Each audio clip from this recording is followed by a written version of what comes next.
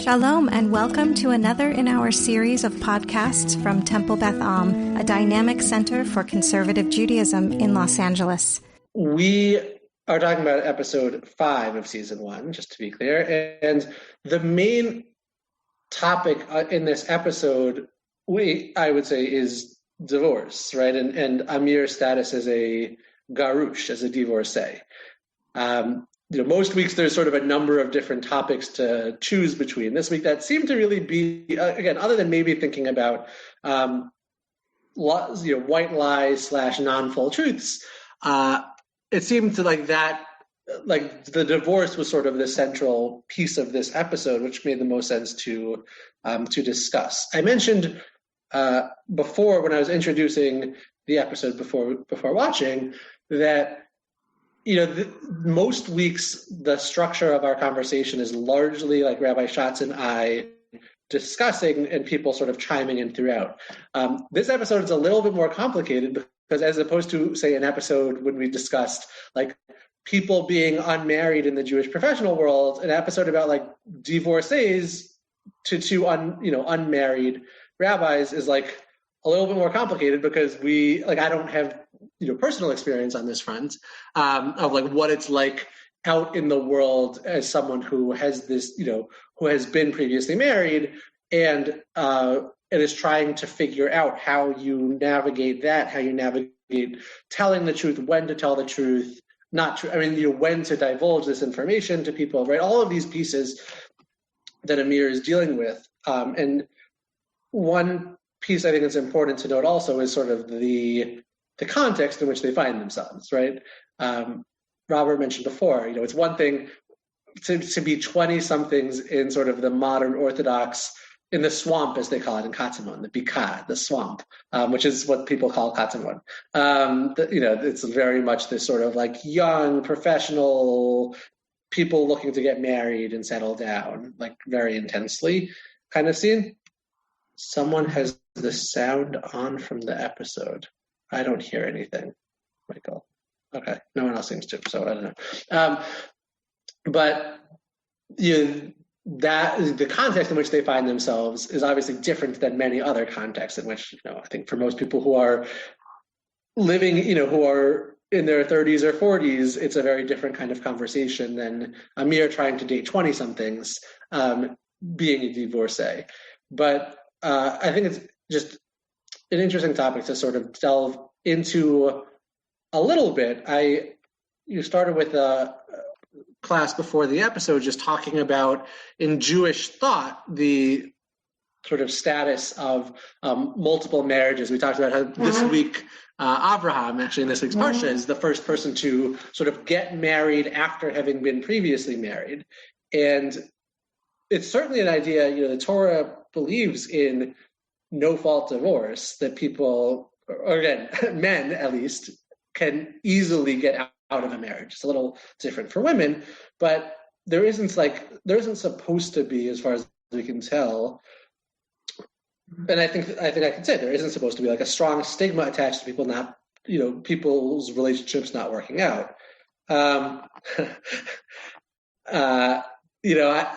Torah, the Torah and the Talmud seem to believe that if a relationship isn't right, get out of it, and both people should find someone new, and that's fine. And yet there is this sort of stigma that we see in this episode attached to someone who is divorced. And, even as he says, like, it wasn't either of us that, it wasn't that either of us were deeply flawed. We just weren't the right fit, but still there's a stigma attached. So I just wanted to sort of bring that up. And I don't know if Rabbi Schatz or if anyone else, in watching this episode, if there was anything that sort of jumped out to you specifically on that topic of what Amir is going through, of trying to figure out how much to divulge, when to divulge, trying to sort of fit into a culture in which, by virtue of his marital status, he's like a little bit of an outsider. Yeah. So, I feel like it's two different conversations, when to divulge and how much to divulge. I think that's all part of like the courting game, right? Of when to share certain kinds of information. And I actually don't fault Nati or Yifat in this particular case of having different names because they're just trying to figure one another out. And when you can't do that in person, using a name that is not yours to be able to just decide if that's a person who you're interested in is one thing. It's another thing if you're sitting across from them at coffee and you make up a whole story about your life. So I think that's one thing. The thing about the divorce piece that really struck me, and that is not the way that we often think of marriage in Jewish law, is that it was very focused on the man. Very often when we think about marriage and divorce, we're often concerned with the status of the woman, not the status of the man. And in fact, I did quite a bit of research earlier today, later in the afternoon, where I was trying to figure out, like, do I just not remember anything about what the man is called if he's a divorcee, or is it really just the woman who kind of has these points against her if she's been given a get, if she's divorced? So it is interesting that the TV show takes the opposite look on marriage and divorce, of really focusing in on the man, when in tradition and in halakha even, the man is not the person for whom you have to be concerned about being divorced. It's the woman. So based on her status and whether or not she's been married before, and does she have children, and did she have a get, and all these things, that's all on the woman, not on the man. So the thing that, I thought you wrote great question to me, and I was like, oh, that's so nice. Yeah. The thing that I was so surprised by was that, what's her name? Elisheva, was that her name? Elisheva, yeah. That Elisheva was so opposed to being in a relationship with him because he was divorced. Now, if we had time to interview her, it could have been because he wasn't upfront with her. That sometimes bothers people.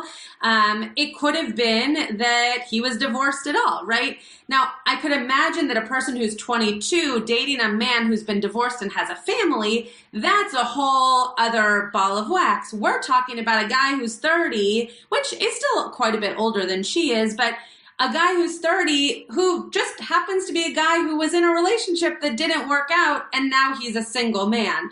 So in Jewish law, that shouldn't have mattered to her. But again, had the cards been flipped and had she been the one who was divorced, that actually could have mattered to Amir. So I was just fascinated with the fact that the TV show decided to kind of flip that on its head and make him the one who had been divorced. I think that regarding Elisheva, it's hard for a young woman of her age who's never been married to relate to the situation of a divorce. Yeah. So it's something that's hard. It's almost incomprehensible to her. She doesn't want to stick around for an explanation. That's the unfortunate thing. Yeah. She doesn't have any experience with it. Yeah.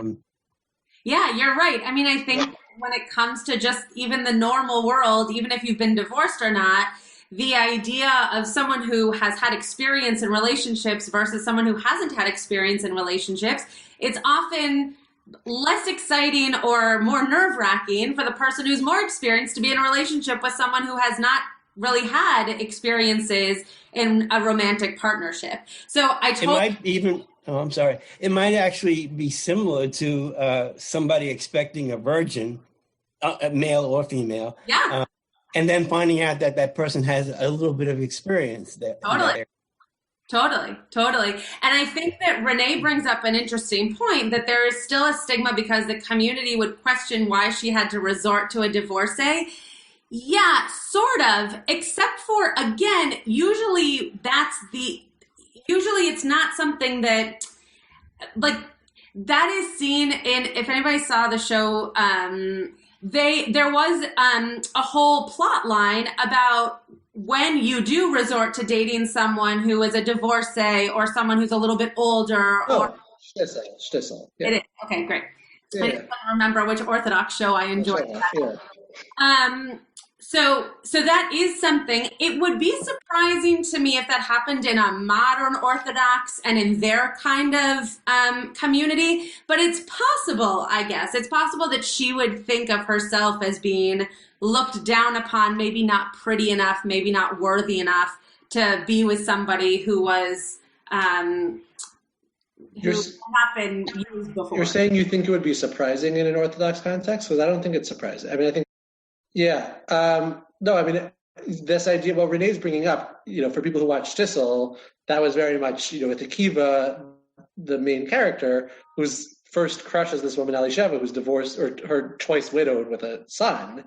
And everyone is like they can't fathom why he would be interested in her. It's like, you're pure, so to speak. You're not damaged. Why would you date someone who has all this baggage attached? He's like, because I like her. But there's sort of this strong sense. There's like a really strong stigma. And I think that's definitely, a stigma that's out there. It's interesting to note, when Yifat as Perach is online flirting with Rafi, she knows he's a divorcee, right? It came up, and this is what Amir was sort of touching on, that his profile, like the short header was, 30, was Shloshim Garush, like 30-year-old divorcee, right? That's like the top thing that comes up on the profile was 30-year-old divorcee. So, and that's, for him, that was like a, for him, that, like the fact that that's sort of how he's being defined, is tough for him, that it's sort of like, wow, this is how my life is being, described to the world. But yet, nevertheless, Yifat is willing to go out with him. And then even when he says, oh, I'm fat, she's like, okay, like, that's fine. But Yifat, I think, is in a different place than Elisheva. Yifat has been living in the area for a while, has been trying to date, right? Presumably she's been sort of through this process with so many people, right? Barbara knows that Akiva was tarnished as well, but only after Elisheva, right? Elisheva was initially at least. But, in this case, Yifat, I think in her mind, she's just sort of sick of it and is like just looking to find someone who's nice. And she's like, I don't care if you're fat. I don't care if you're divorced. Like, she just wants to settle down. As opposed, right, she's had no luck in the dating field, as Renee says, as opposed to Elisheva, who just moved to the area. She's 22. Like, she meets this guy who she's like, oh, this guy is great. And then when she finds out he's a divorcee, she's like, no, like, I'm not there, right? But she's in a very different place than Yifat. She hasn't yet gotten jaded by the bika, by the swamp. Yeah. Gosh. Yeah. Who was that rather heavy guy that she was had coffee with? Was that just accidentally, I guess, when she finally sat down and had coffee? So that's what Nati is trying to figure out, because Nati's, right, as Rafi is saying, oh, I'm really fat, so and so forth. And she's like, I'm still interested in going out with you. And so then he stands her up, expecting her to then call and say, the guy stood me up again. And then for Nati to show up and sort of be there and, keep her company or whatever. And so, like, when Nati doesn't get a call for a while, Renee says Hashem's intervention, but, like, right, Nati doesn't get a call for a while. He's like, what's going on? By the way, Cafe Bagina, I love, like, I used to go there all the time. It's a great coffee shop. So highly recommend if you're ever in the Katamon area of Jerusalem. But anyway, a little plug for Cafe Bagina. But Nati doesn't get a call for a while, and he's trying to figure out what's up. And not only is he with someone, but she's with someone who meets the description that Nati had written. I'm fat and whatever. And so he's trying to figure out. We haven't figured out what happened. How this guy magically showed up. He's talking about it with Amir. He's like, I don't buy it. The odds are too small. It just happens to be a guy all on his own. Who happens to be fat. So, yeah, miraculous intervention. But we don't know who that guy is. But I think the whole problem is Elisheva's, is her sister, that she interfered, okay? And Elisheva thinks it's maybe she's interested in the sister, and then that's why she doesn't want to have anything to do with him. She doesn't like the idea that he wasn't straightforward what they're telling her at the beginning, but I really feel in the back of her mind it has to do with her sister. Yeah, and I mean, I think about those three characters on like a spectrum, right? So we talked about how Elisheva is sort of new in town, has no sense of being jaded, sort of very black and white. Again, what she said about her, about people who aren't religious anymore, she said, like, I don't stay in touch with those people. Like, there's no point, right? It's sort of her life is much clearer. That it's much less complicated because it's sort of like, oh, people who stop being religious, like they're not in my circles anymore. Like I'm out, not have nothing to do with them. And similarly on the relationship fronts, it's sort of, she seems like, right, why should she date quote unquote damaged goods? Like just in the same way with her friends. Like I'm only interested in being with people who are, pristine, as it were. Yifat, we talked about how Yifat is kind of on the other pole where she's like, I don't care if you're divorced and fat and whatever, like I just want to meet someone nice. And Re'ud seems to be in the middle where she seems to be interested in Amir and she seems to have a block probably because he's divorced, or that's at least a piece of it, that she seems to be intrigued by him, but it's like she won't date him because he's a divorcee, but she's kind of still interested in him, but she's like not yet at that point of where Yifat is at of like being willing to go that far as to date someone who's damaged like that. So they're sort of all at different points along the spectrum. Wait, Elisheva could have taken some. You're saying Elisheva, Karen, you're saying Elisheva didn't need to give that excuse. That's what you're saying? Yeah, Karen seems to be saying, Elisheva, there's plenty of excuses she could have gave of like, I just got to town, I just started dating, blah, blah, blah. But like, she seems to be like, her worldview is very clear in black and white. And it's like, no, I don't want to date a divorcee. He's like, what if I told you right away? She's like, yeah, I would have said, it wouldn't have changed a thing. I wouldn't have been interested. Yeah. Wait, give that excuse only made him the bad guy? Made who? Oh, wait, you're saying with Karen, I'm trying to understand your comment. You're saying that he made him the bad guy only. That's it. You're divorced. Goodbye. I see. Yes. And she has some other stuff going on for her. Perhaps she just moved here. She's 22, whatever it is. Because I kept thinking you're not allowed to date a divorced person. But when she talks about, or when you're talking about, well, she's only 22. Well, she could have said something, which is what I meant.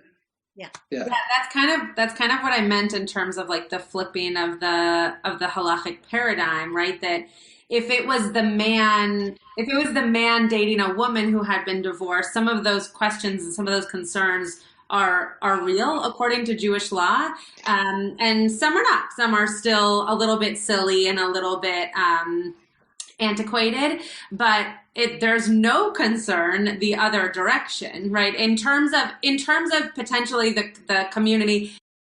But the idea is that in this community, in this modern Orthodox community, it would be seen as, sure, maybe she would think that the community would think less of her for dating a divorcee, but there's no like category for which people would say like, oh, well, you didn't have the right shidduch, or you should have been, you have all of these things against you, and so you had to go with a divorcee. But I think in the world of, remember, this is a modern TV show, right? So even in the world of just... Not so modern when you see the computers they're using, It's like 10 years ago. Sure. But I think that there are things about just relationships in general that come up in this TV show that are real, right? That whenever you start dating someone, you wonder, what are other people going to think of this person? What are other people going to think of my relationship? What does his or her past do to the way that now the community, the people around me are going to think of me? And so I agree with you, Karen, that she should have said something a little bit more upfront about her concerns, because not only could they potentially help him in his future dating, but it would also allow her to say, like, this really doesn't have anything to do with you as a guy, right? It's not you, it's me. I want to just be with somebody who's kind of, in my same place in life, and you've had experience that I haven't had. So I think that there's a lot of like cultural pieces that are being brought in here that are not necessarily seen in Jewish tradition, but are being brought out as if they are traditional themes or goals. Yeah, we'll respond to the comment to Debbie or Steve. I can't see, but Debbie and Steve's comment in a bit. I think the way we're approaching Elisheva, we're sort of assuming her to be a more nuanced person than she seems to be so far. Or we're saying, she could say all these different things, but she seems to be someone who's like, oh, why would you talk to someone who's different? Like, why would you talk to someone who's not religious anymore? Right? Like, she seems to approach the world in that way. I think we're giving her too much credit for at least the way she's been portrayed so far, which is like, no, I don't talk to people who are not religious. No, I don't talk to, I don't date divorcees. Like, right? It's like she's very young, and that kind of comes across, right? She doesn't, as Barbara says, she doesn't even want to be friends with him. She's sort of like, there's like this very clear, very sort of naive way of looking at the world of like, oh no, like of course I wouldn't talk to you if you're divorced. Like all of a sudden it shifts everything. Get into this question about the ability to divorce. So there is the Jewish marriage traditionally is a one-sided, right? It's very weighted one-sidedly, that a man marries a woman and not vice versa. And so similarly, when it comes to getting divorced, in a traditional context, it's the man who has to divorce his wife and not vice versa. Now, there are certain cases in which the woman can demand a get because her husband's not meeting his obligations to her. But in sort of the straightforward traditional context, it is very different in that a man, for any reason, can just say, I'm not interested in marrying this woman anymore. Back in the day, he didn't even necessarily have to tell her. He could just give a get to a messenger who would give it to her, and she wouldn't even know beforehand necessarily. And just, so like that has changed. And now we even see in the Talmud how those things are shifting. And they say, a woman needs to be made aware beforehand that she's being divorced.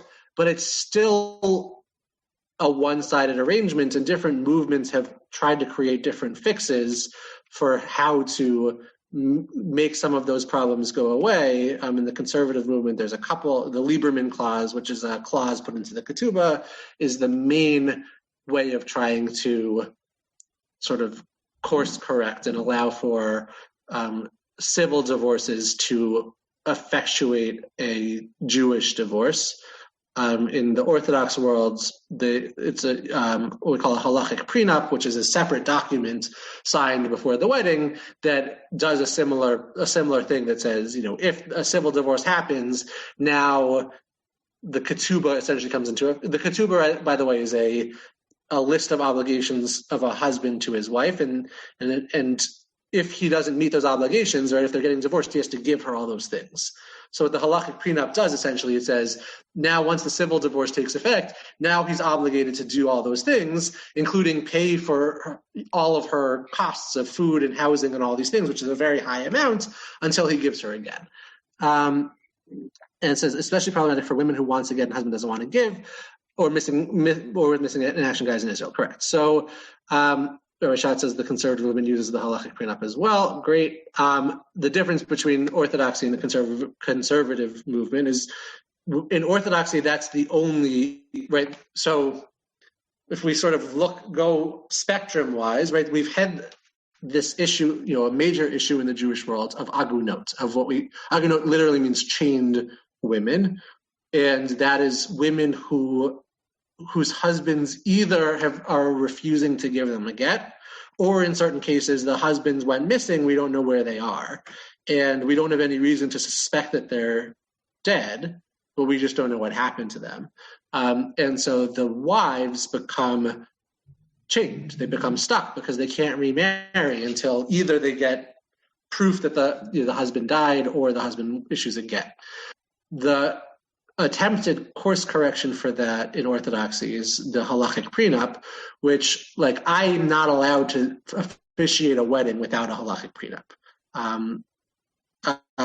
Like, it's sort of, there's an attempt to make it standard that all weddings done in the Orthodox world have this document, which essentially forces the husband to give the get to his wife, but it's not universal, and it doesn't solve the case or I think it does actually solve the missing persons case.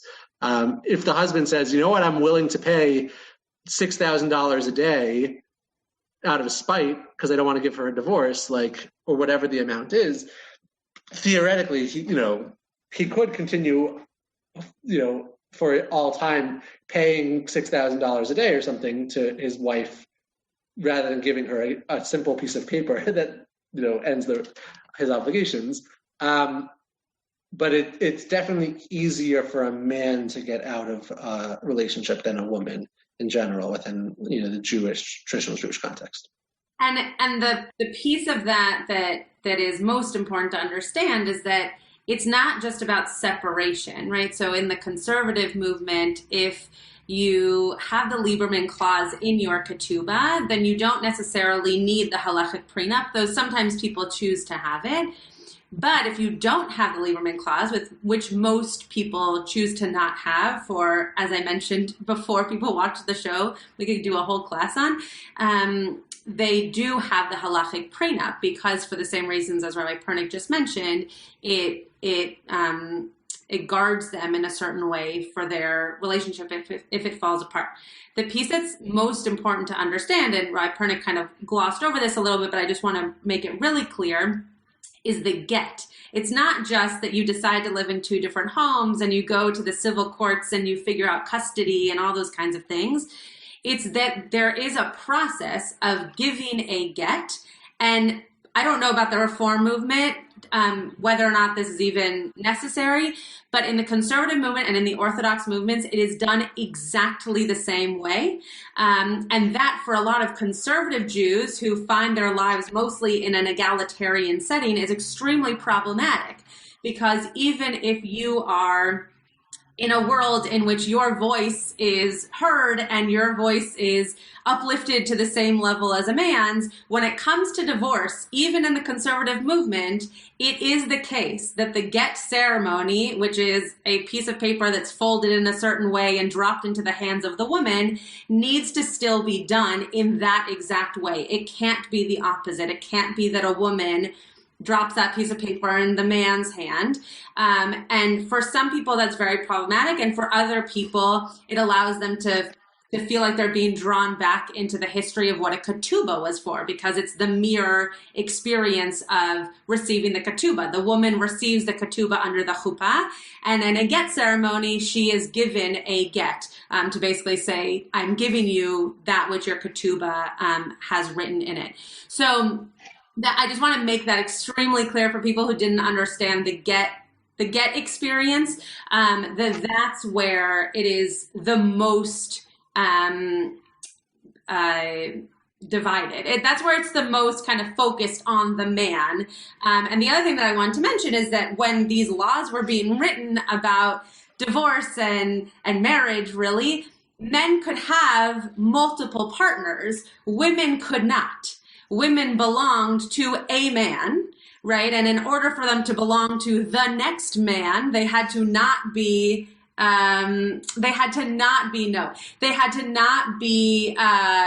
associated with the first man.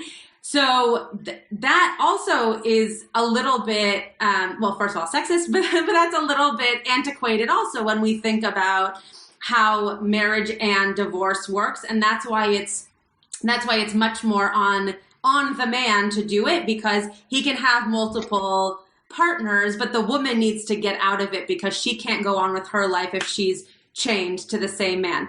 Rabbi Pernick asked me a question and I said no to him quickly, but I'll tell you all what the question was. Can women be adim? Can women be witnesses? I can't think of the word. Witnesses for a conservative get. And the answer is there's no such thing as a conservative get. And no, women can't be women can't be witnesses. So what he's referring to, what Rabbi Pernick is referring to, is that there are certain rabbis that will allow women to sign a ketubah, but on the get side of things, it has to be all men. Barbara asked, in the Reform movement, there has been a trend towards gets. Often women want them as a way of emotionally separating. The get becomes a formal separation of the couple. Yeah. Unfortunately, I've known a few very close friends who have gone through the get ceremony, and it's either extremely traumatic or it is seen as a very supportive and therapeutic way of separating. Yeah. Any other questions? Like, why is a get called a get? Because it's hard to talk about in English. That's my biggest question. Or any other comments that people had? I'll just note that as far as is even more than that, though. Like, I can't write it. Right? I can't write a get. I can't be real. There's one rabbi in the Southeast who does gittin. He's 97 years old. He was sent here by Rav Moshe Feinstein to Memphis, and he is the rabbi in the Southeast who does gittin. And now there's, since he's getting really older, there's like someone else who's standing in, but it's like the whole process is very, very precise, in terms of the type of paper that's used, the type of ink that's used, the way it's written. You have to list all possible nicknames for your name. Anything that anybody calls you is listed there, just lest there be any doubt about who is being referred to in this document, right? It's like this incredibly formulaic process, which is why very, very few rabbis who are really experts actually do gittin. It's very different than a ketubah, where anyone can write a ketubah as long as they have the right words in it. And two witnesses can sign it. It's a legal document, but it's the sort of on the legal side of things is taken less seriously. The name of the city, there's certain things about how you spell cities' names on the get that has to be precise, that has to be exact, or it doesn't work. Like there's a lot of very, very strong rules about it. It's also part of the reason why your ketubah has to be so precise, because your ketubah is then used at times, not always, but is used as reference to the get which is written. And by the way, I misspoke. And when you quoted me, I realized that I misspoke. The Beit Din in Los Angeles, for example, for if I am to send a congregant to have a get, a Beit Din for a get ceremony, there is the person who runs that Beit Din is actually a conservative rabbi who I would send them to. However, the process by which it is done and the way in which the ceremony is conducted is exactly the same. So he himself is not an Orthodox rabbi, and I actually don't know how many cases he receives, because most people, when they get to this point in their lives, they want to go to the person who will have the most what's the word I'm looking, the most, the fewest doubts. Yeah, so there's no question. Yeah. So if they were to get married again, like there's no doubt about it. So I don't know how many he does. Josh, I was just wondering, do people have to go to Memphis actually when they get a get to see that rabbi, or do they have to be there in person? So you actually don't need to be there in person. You can have shlichim, you can have messengers, which is often the way it's done. I think so fortunately, since I've arrived, we haven't had any gittin. There, Rabbi Gabe, my predecessor, did have a couple. So there is this rabbi in Memphis. Again, because he's getting old and his handwriting and his vision and all of that is sort of getting worse, I think there's another rabbi out of Dallas who is able to do gittin, but he is not. Basically, he'll only do it when this other rabbi in Memphis says, like, I allow him to do it, because Rav Moshe Feinstein, who's like the big decider of Jewish law in the Orthodox world, like, placed this guy in Memphis and said, you're responsible for the Southeast. So like no one else wants to touch the Southeast. So the one gittin case that I've been involved in, was not a New Orleans case. It's a Charleston, where I used to live. And it's actually interesting because in that case, the woman is the one who has refused to receive the get. And which is, again, as we touched on, it's sort of one-sided, and usually the woman is chained and the man can sort of get out of it. In this case, the man really just wants it to be done with, and the woman, even though they've been divorced for a long time, she refuses to accept the get for whatever reason. So it does happen the other way periodically, but it's not as severe. It's not as problematic. But even there in Charleston, it's the same rabbi who out of Memphis who's the one who wrote the get. But there's like another rabbi, I think in Milwaukee, who sort of helped, sort of read over it and said like, yes, it's sufficiently legible and it's fine. But yeah, long story short, there is not a requirement to go to Memphis. Usually the emissaries, like the shlichim, whoever, often both sides will sort of have a representative, and often those people are likely, or if there's like a rabbi who's doing it, the rabbi will go in person and receive the physical handwritten document and will bring it back, is often how it's done. So like in the Charleston case, that's how it's done. There's a really good Israeli movie called Get. I think it's about 6 or 10 years ago. And it dealt with how harsh the whole Beit Din system is as far as trying to get a get when the man does not want to give it. And it goes on for 3 or 4 years. And they always take the side of the man, never understanding her need to get on with her life, But it's really, really good movie. Yeah, this is something that is huge in Israel, that they're constantly trying to fight, specifically the idea of aguna. And so if you're ever curious about this topic, it's specifically rampant in Israel. A lot of that has to do with the fact that the Rabbanut owns this process. And that's very hard for people who are trying to do it in a certain way. Oh, one of my congregants asked, is a concubine considered property like a wife is? Is it necessary for her to be released as the wife is via the get? That's a great question. I don't know. I don't think so. So actually, so the 3 obligations that we talked about that a husband has to his wife, the Hebrew is onatak sita v'she'erta onatak uksuta. Basically, sexual relations, clothing, and food, right? Yeah. Onatak suta. Yeah, and so those obligations in the Torah actually come from the concubine. That if a man designates a slave as his slave wife, essentially, and then he takes another slave wife, or just another wife in general, he is not allowed to stop doing these 3 things for his concubine. And if he does so, the concubine goes free without needing to pay off any debts, right? Because usually we're talking about debt slavery in these cases. But is that a get?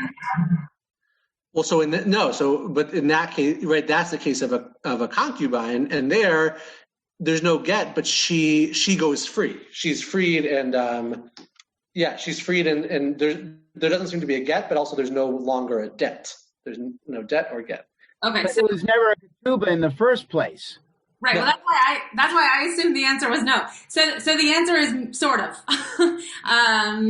Okay. So there's, in that case, there's the concubine is sort of ritualized, but there's no ketubah there, right? Because she sort of has the status as a slave, and then she goes free without needing to pay off any debts if he doesn't meet these obligations. Again, those same obligations that we say, well, if he's required to give his concubine these things, then he's certainly required to give his wife these things. But in the case of a wife, then he has to give her a get and pay her the ketubah values if he doesn't meet these obligations. Any other last questions? There was a question I saw about the I saw the coercion, but also is there the efforts to retry this imbalance of power in the conservative, to rectify this imbalance of power? Is that speaking about the fact that in the conservative movement are you saying the fact that for gets for Gittin, only men can be part of that, or the fact that it's sort of the one-sidedness? That it's so one-sided that the woman really cannot initiate it, that everything stems from the man. Is there any effort or thought in the conservative movement, or effort among women in the conservative movement, to change this? Yes, to both of those things. I want to know what's happening, what's going on with this, in that regard. Yeah. So I don't know that anything is being talked about right now, like in 2020. But I do think that part of what the Lieberman Clause was set out to do was that that was created by a rabbi, Rabbi Lieberman, go figure, who decided that was one of the ways to make it a little bit more egalitarian. The ketubah itself, the traditional ketubah itself, is not an egalitarian text by any stretch of the imagination. So by having the Lieberman Clause inside that text, it does allow for the woman to feel like if she is not able to receive the release that she wants from her husband from the marriage, that she has the right to try to convene a Beit Din to make that happen. So that is the part of the conservative movement that's already been put in place. And yes, there are many women and men, I wouldn't say just women, who are fighting this case as one to be made more egalitarian, just like women are trying to make marriages more egalitarian, or shul, right? Like people are trying to make experiences more egalitarian in the liberal Jewish world. And get is one of those things that is so technical that it's harder to make egalitarian, but there is push to make it at least the initiation of a get to be a more egalitarian topic. Does that help? And I'll say, was that Bonnie? Okay, that was Bonnie. That was Bonnie. Okay, that's what I thought. I'll chime in with the big challenge in this is that if it's a challenge with both the Lieberman Clause and with the conservative movement, if they sort of change the nature of Gittin, of gets, is that if the marriage is seen as a kosher Orthodox marriage by an Orthodox Beit Din, an Orthodox court, but the get is not seen as kosher by that Orthodox Beit Din, then the woman is still married, right, even if the conservative movement said she's no longer married. Yeah. And any subsequent marriage and any subsequent children she has would have the status of being a mamzer, which is like the worst thing that could happen, because a mamzer basically can only marry another mamzer, which basically means any subsequent children, usually it's translated as a bastard child. It's worth noting in Judaism, a bastard child is not a child born, out of wedlock or before someone is married. But if someone is married to one person and then has a child with someone else, that child has this status, which basically means they live as an outcast for their life in terms of who they're allowed to marry and so forth. So that's the reason there's so much sensitivity around Gittin, is because if someone says, this marriage was a kosher marriage and the get was not a kosher get, and then she gets remarried and has more kids, and those kids want to function within the Jewish world, and particularly in the Orthodox world, they're going to have a lot of problems, and there's nothing that they can do to undo it.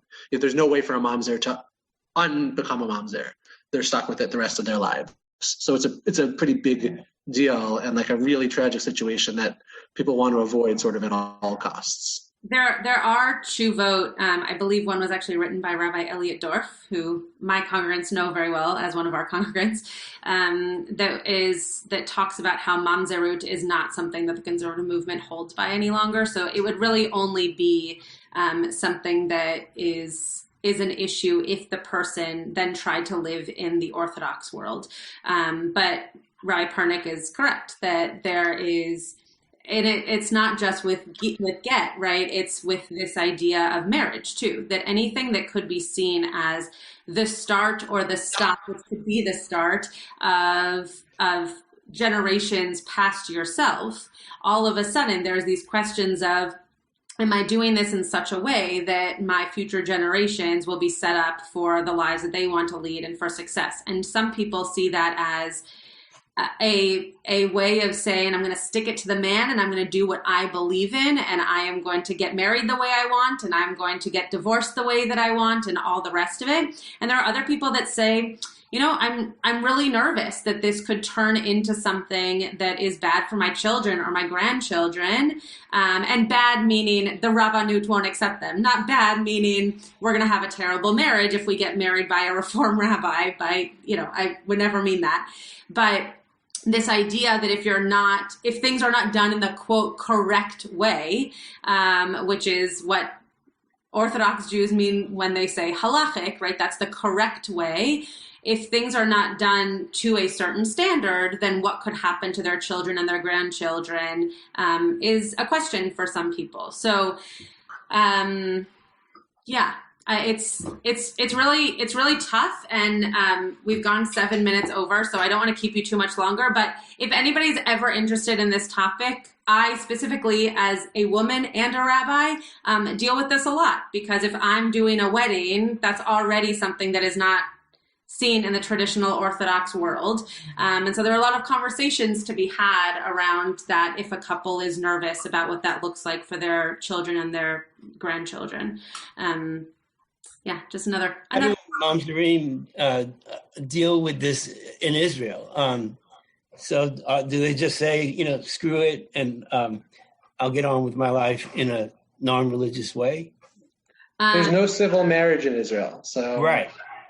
But if you're Israeli, just like you want to get married, you go to Cyprus. What about Mamzerim? And I'm saying they have to go to Cyprus to get married. They can't get married in Israel unless they marry another mamzer. Like it's a pretty, because there's no civil marriage in Israel. So right, so that's what and that's if your children or grandchildren or great grandchildren, right? It can create multi-generational issues. So Rabbi Schatz touched on. So yeah, in Israel where there's no civil marriage, I guess the only out is to get married in another country and come back, because the Rabbanut won't marry you if you're a mamzer, unless you're marrying another mamzer. So to end on a really happy note, everything's going to be great. Your marriage is fine, I'm sure, and your children will be lovely. So next week we will discuss the 6th episode. And again, I'm really happy to have these kinds of, I'm sure Rabbi Pernick is as well, really happy to have these conversations. So if you're ever interested in a conversation that we obviously cut short because the class is not supposed to be as long as we even kept you tonight, just let us know, and we would be happy to have the conversation, either one of us or both of us. It's really important and interesting stuff. And I don't know about Rabbi Pernick, but I deal with it almost weekly, if not monthly, if not yearly. So very happy to talk to you about it, and hope you have a really nice night. You have been listening to another in our series of podcasts from Temple Beth Am, a dynamic center for conservative Judaism in Los Angeles. If you enjoy these podcasts, we invite you to write a review on the Apple Podcast site or wherever you get your podcasts. For more information about Temple Beth Am Los Angeles, go to tbala.org.